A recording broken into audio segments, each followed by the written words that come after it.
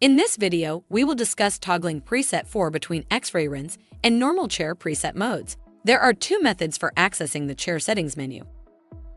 For the first method, while on the home screen, press and hold the blue bar above the chair presets. For the second method, press the menu button at the top right of the screen. Then select Equipment Settings and Dental Chair. Here you can toggle the X-ray rinse mode on and off.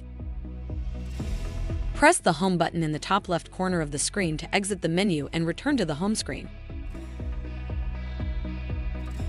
If you have additional questions, please call customer service at 1-800-547-1883. A helpful A-dec associate is just an email or phone call away. That's one thing you can always count on.